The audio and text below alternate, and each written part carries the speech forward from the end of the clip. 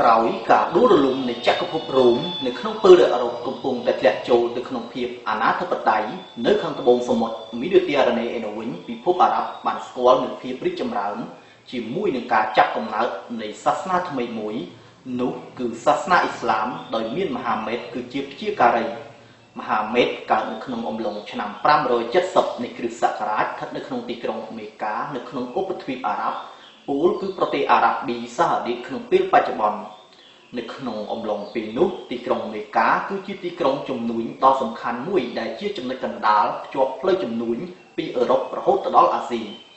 ដំណើរជីវិតពិតរបស់មហាមេតមានភាពស្រពេចស្រពិលច្រើនដែលគេពិបាកនឹងធ្វើការបែងចែកឲ្យបានច្បាស់លាស់រវាងអ្វីដែលបានកើតឡើងពិតប្រាកដជាលក្ខណៈប្រវត្តិសាស្ត្រនិងអ្វីដែលជាសាច់រឿងដែលគេនិទានតៗគ្នាជាទូទៅមហាមេតត្រូវបានគេស្គាល់ថាជាអ្នកជំនួញដល់ចំណានម្នាក់ដែលធ្វើដំណើរចុះឡើងជុំវិញតំបន់សមុទ្រមីឌីទែរ៉ាណេរហូតទៅដល់មហាសមុទ្រឥណ្ឌាដើម្បីធ្វើការជួញដូរក៏ប៉ុន្តែតាមជំនឿរបស់អ្នកកាន់សាសនាអ៊ីស្លាមនៅឆ្នាំ610មហាមេតដែលមានវ័យ40ឆ្នាំបានទទួលនូវសេចក្តីបង្រៀនពីព្រះជាម្ចាស់នៅក្នុងល្អាងភ្នំមួយក្បែរទីក្រុងមេកាមហាមេតបានយកសេចក្តីបង្រៀនអស់ទាំងនេះទៅបង្រៀនបន្តដល់បណ្ដាជនផ្សេងទៀតមានអ្នកខ្លះបានចាប់ផ្ដើមជឿថាមហាមេតគឺជាព្យាការីរបស់ព្រះក៏ប៉ុន្តែក្នុងពេលជាមួយគ្នាមហាមេតក៏មានសត្រូវច្រើនដែរដោយសារតែមានការប្រឆាំងជំទាស់ទៅនឹងសេចក្តីបង្រៀនរបស់មហាមេតដែលថាព្រះពិតប្រាកដមានតែមួយហើយការថ្វាយបង្គំរូបសំណាកគឺជាការខុសឆ្គងការថ្វាយបង្គំព្រះដែលមានច្រើនបែបច្រើនប្រភេទតំណាងដោយរូបសំណាកគឺជាជំនឿសាសនារបស់អ្នកក្រុងមេកានៅក្នុងអំឡុងពេលនោះដោយសារតែមានការប្រឆាំងនឹងការធ្វើទុកបុកម្នេញខ្លាំងនៅឆ្នាំ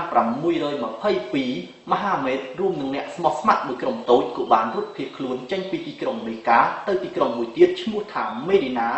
ដែលស្ថិតនៅក្នុងប្រទេសអារ៉ាប៊ីសាអូឌីតក្នុងពេលបច្ចុប្បន្ននេះដែរហើយដែលមានចម្ងាយត្រឹមតែ320គីឡូម៉ែត្រខាងជើងទីក្រុងមេកា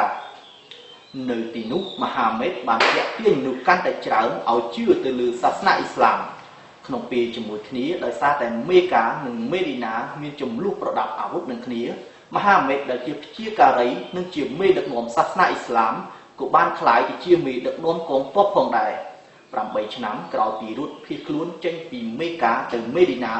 មហាមេតបានវិលត្រឡប់មកទីក្រុងមេកាវិញក៏ប៉ុន្តែមកជាមួយនឹងកងទ័ពដ៏ច្រើនសន្ធឹកសន្ធាប់ហើយក៏បានវាយលុកចូលទៅកាន់កាប់ទីក្រុងមេកាជាទីកន្លែងកំណើតរបស់លោកនិងជាទីដែលលោកទទួលមរណភាព2ឆ្នាំក្រោយមកទៀត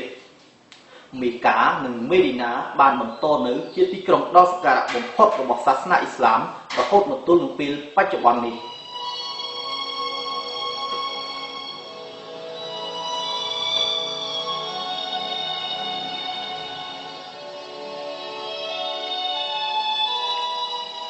សេចក្តីបង្រៀនរបស់មហាមេតត្រូវបានគេកត់ត្រាទុកនៅក្នុងគម្ពីរកូរ៉ានដែលជាមូលដ្ឋាននៃទស្សនៈនៃសាសនាអ៊ីស្លាមគោលជំនឿរបស់សាសនាអ៊ីស្លាមមានលក្ខណៈស្រដៀងគ្នាទៅនឹងជំនឿរបស់សាសនាយូដានិងគ្រិស្តសាសនាដែរដោយថាព្រះពិតមានតែមួយគឺព្រះជាម្ចាស់ដែលបង្កើតអ្វីៗគ្រប់យ៉ាងនៅក្នុងចក្រវាឡទាំងមូលតាមការពិតពួកអារ៉ាប់ជឿថាព្រះដែលពួកគេគោរពនិងព្រះរបស់ពួកជ្វីសនិងពួកគ្រីស្ទៀនគឺជាតួអង្គព្រះដូចគ្នាតែមួយគឺព្រះដែលហៅតាមភាសាអារ៉ាប់ថាអាឡាហើយហៅតាមភាសាហេប្រឺថាជីហូវ៉ាហើយដំណើររឿងនៃសាសនាទាំង3នេះបានកើតមានឡើងចាប់តាំងពីអាប់រ៉ាហាំនិងម៉ូសេរហូតដល់ព្រះយេស៊ូវអាប់រ៉ាហាំដែលអ្នកកាន់សាសនាអ៊ីស្លាមហៅថាអ៊ីប្រាហ៊ីមអាប់រ៉ាហាំឬអ៊ីប្រាហ៊ីមមានកូនប្រុស2នាក់គឺអ៊ីស្ម៉ាអែលជាកូនច្បងក៏ប៉ុន្តែជាកូនក្រៅច្បាប់ជាមួយនឹងស្រីបម្រើឈ្មោះហាកានិងអ៊ីសាក់ដែលជាកូនទី2ប៉ុន្តែជាកូនស្របច្បាប់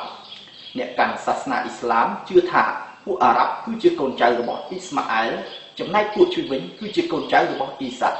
ស្ទើរតែគ្រប់ព្យាការីទាំងអស់ដែលមាននៅក្នុងគម្ពីរកូរ៉ាននៃសាសនាយូដានិងគម្ពីរមីតនៃគ្រិស្តសាសនាក៏ត្រូវបានសាសនាអ៊ីស្លាមទទួលស្គាល់ថាជាព្យាការីដែលជាអ្នកនាំសាររបស់ព្រះដូចគ្នាដែរដែលគ្រាន់តែពួកគេយល់ថាសេចក្តីបង្រៀនរបស់ព្យាការីអស់ទាំងនេះត្រូវបានពួកជ្វីនិងពួកគ្រីស្ទៀនយកមកផ្សព្វផ្សាយនិងអនុវត្តខុសពីខ្លឹមសារដើមហើយដូច្នេះហើយបានជាព្រះបានបញ្ជូនមហាមេតឲ្យមកធ្វើជាព្យាការីចុងក្រោយបង្អស់ដើម្បីនាំព្រះបន្ទូលពិតរបស់ព្រះនិងកែតម្រូវសេចក្តីបង្រៀនមុន នៅក្នុងប្រវត្តិសាស្ត្រនៃសាសនាអ៊ីស្លាមគេឃើញថាមហាមេតមិនត្រឹមតែបានបង្កើតសាសនាអ៊ីស្លាមប៉ុណ្ណោះទេក៏ប៉ុន្តែក៏បានបង្រួមក្រុមកុលសម្ព័ន្ធអារ៉ាប់ហើយបង្កើតបានទៅជារដ្ឋមួយផងដែរនៅពេលមហាមេតទទួលមរណភាពនៅឆ្នាំ632បញ្ហាមួយក៏បានផ្ទុះឡើងគឺបញ្ហាជាអ្នកដឹកនាំរដ្ឋអ៊ីស្លាមដែលមហាមេតបានបង្កើតនិងបន្សល់ទុកនៅពេលនោះមានសហគមន៍អ៊ីស្លាមភាគច្រើនជឿថាអ្នកដែលមហាមេតជ្រើសរើសឲ្យមកស្នងតំណែងគឺអាប៊ូលបាកើដែលជាមនុស្សចំណិតរបស់មហាមេតក៏ប៉ុន្តែមានសហគមន៍អ៊ីស្លាមមួយផ្នែកទៀតបានជំទាស់ដោយពួកគេយល់ថាអ្នកដែលមហាមេតជ្រើសរើសឲ្យមកស្នងតំណែងគឺអាលីដែលជាមនុស្សចំណិតហើយជាកូនប្រសារនិងជាបងប្អូនជាដូនមួយផងរបស់មហាមេតនៅទីបំផុតទៅអ្នកដែលបានត្រូវតែងតាំងឲ្យមកស្នងតំណែងជំនួសមហាមេតគឺអាប៊ូលបាកើក៏ប៉ុន្តែការប្រេះឆាគ្នារវាងសហគមន៍អ៊ីស្លាមទាំងពីរក៏បានកើតឡើងភាពប្រេះឆាបង្កទៅរហូតធ្វើឲ្យសាសនាអ៊ីស្លាមពុះចែកជាពីរក្រុមផ្សេងគ្នាគឺនិកាយសូនីតនិងនិកាយស៊ីអ៊ីតអ្នកកាន់សាសនាអ៊ីស្លាមភាគច្រើនដែលជឿថាអាប៊ូលបាកើជាមនុស្សដែលមហាមេតឲ្យជ្រើសជាមេដឹកនាំនៃរដ្ឋអ៊ីស្លាមគឺនិកាយសូនីតអ្នកកាន់សាសនាអ៊ីស្លាមផ្នែកទៀតដែលមានភាគតិចដែលជឿថាមហាមេតជ្រើសអាលីគឺនិកាយស៊ីអ៊ីតគេឃើញថាអ្នកកាន់និកាយទាំងពីរនេះនៅតែបន្តមើលមុខគ្នាមិនចំរហូតមកទល់នឹងពេលបច្ចុប្បន្ននេះ